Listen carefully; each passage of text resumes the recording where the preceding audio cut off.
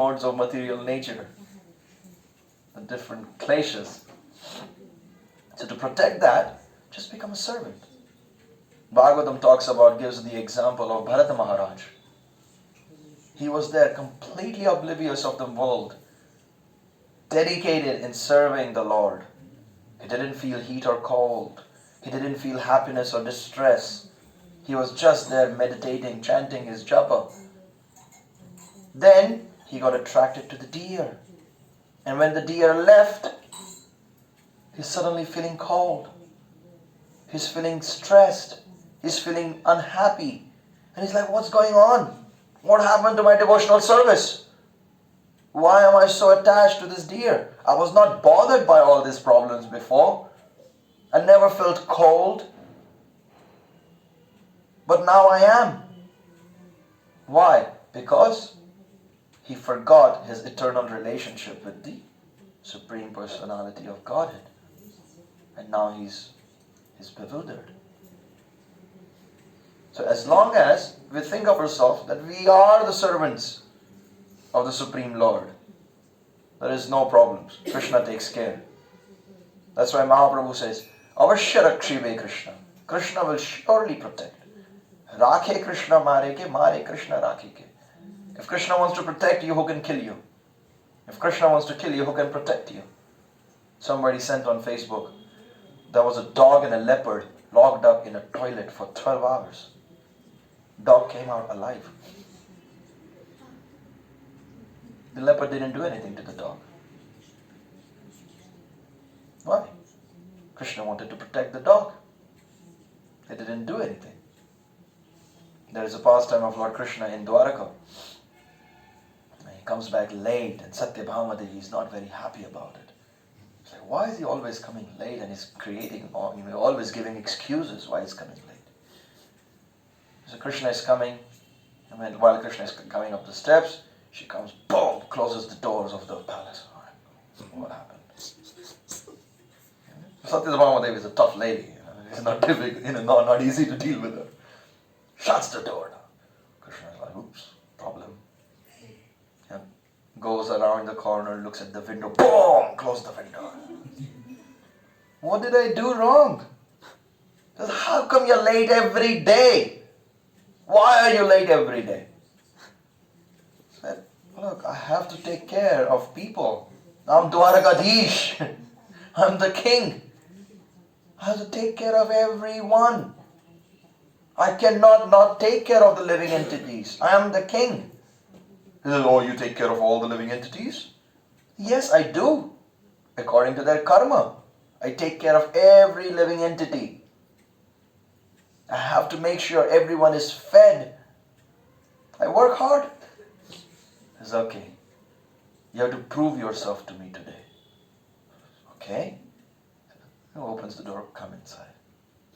Goes inside. He said, today morning, I took up 2 ants and I packed them up in my kumkum box. You know, the Matajis, they put the kumkum. I put them in my kumkum box. What have they eaten since morning? They are closed in that box. She says, oh, I already arranged 3-day meal for them. I'm like, what? How? She says, open the box. And she opens the box and there are 2 grains of rice sitting inside. Because, when you do the worship, you apply kumkuma, you apply some rice on top of the kumkum. So some rice grains fell inside the box. She didn't notice. She closed the box. She says, look, I've taken care. And I was like, oh yes, you have. Okay, so now you can peacefully come inside the house. So Krishna takes care of every living entity. From a small ant all the way till the huge elephant. Everyone's needs are taken care of according to their own karma. So that's why one doesn't need to make extra endeavors. He knows Krishna will take care. Krishna knows the best anyway. Sometimes we work so hard and get almost nothing in return.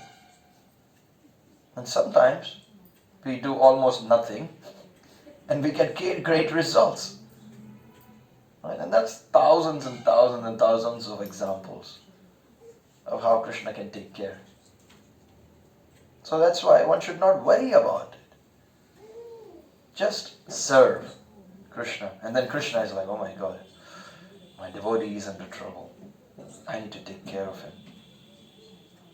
Like Srivas Acharya right here.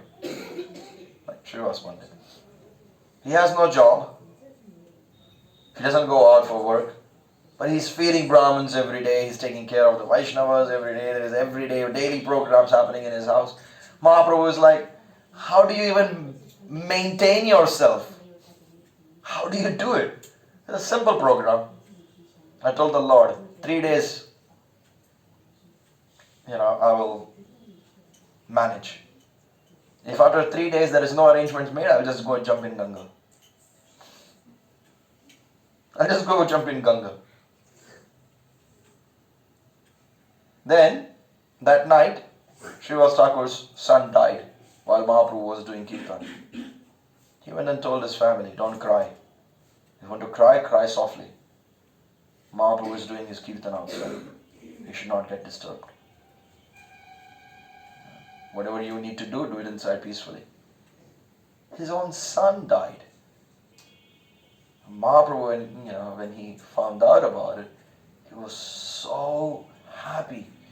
Not only he brought his son back to life, he said, even if Lakshmi Devi herself gets bankrupt, has no opulence and she's going door to door begging, you will never have lack of opulence in your house. Even if Lakshmi Devi is finished, she doesn't have money, you will always have it. Why? Perfect servant. So when you're going through difficulties, going through problems, don't worry about it. It will pass. Krishna will take care. He's more worried about it. Now, when you love someone, when you see them under trouble, you're constantly thinking, how can I help this person out? That's the situation of Krishna. How can I help these living entities suffering in the material world? What can I do for them? Please let me think, okay, these people are so, corrupt-minded.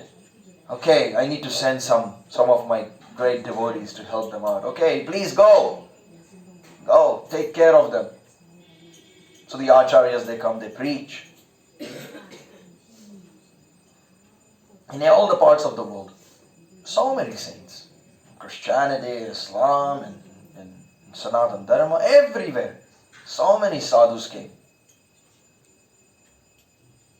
And they showed a way. Okay, this is what you do. You follow this, you'll go back to Godhead. If you don't follow it, you'll suffer in hell. People who followed, they are successful. People who didn't follow, they're suffering in hell. So Krishna is constantly thinking, how can I help my devotee? How can I help? How can I take care of that living entity? Because he is part and parcel of my own self. I must take care of him. So he is constantly thinking. And that's why he is there with every one of us, sitting in our heart as Paramatma. This is called one-to-one guidance.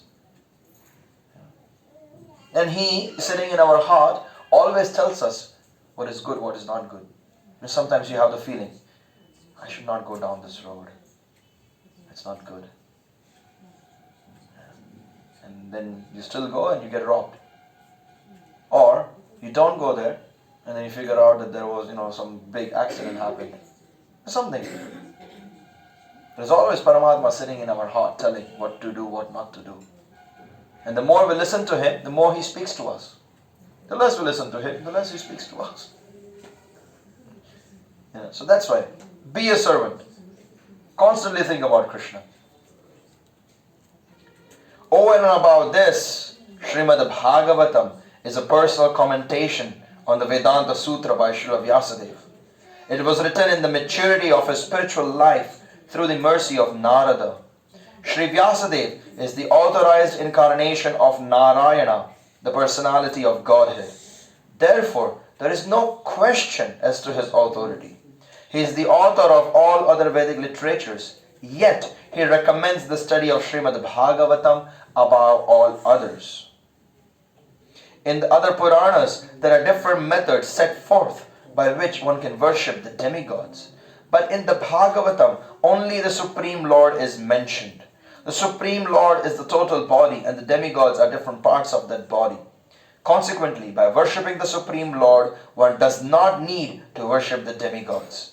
The Supreme Lord becomes fixed in the heart of the devotee immediately.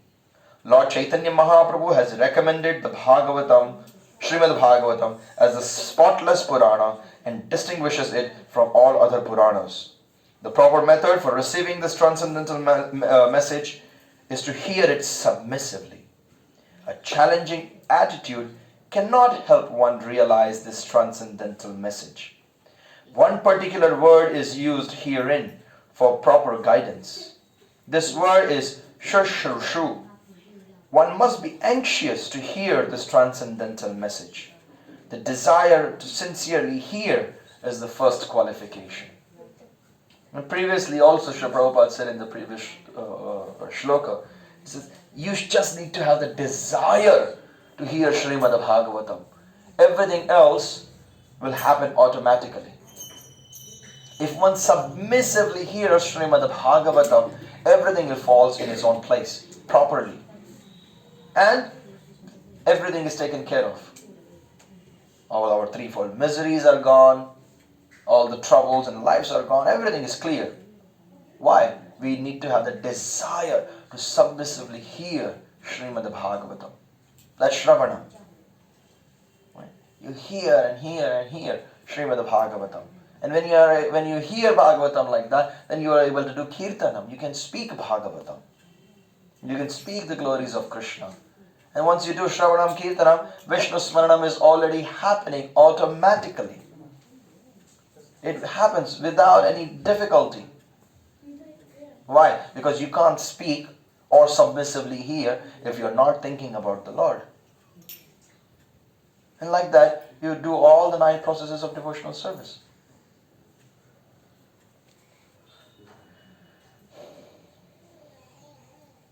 Less fortunate persons are not at all interested in hearing the Shrimad Bhagavatam.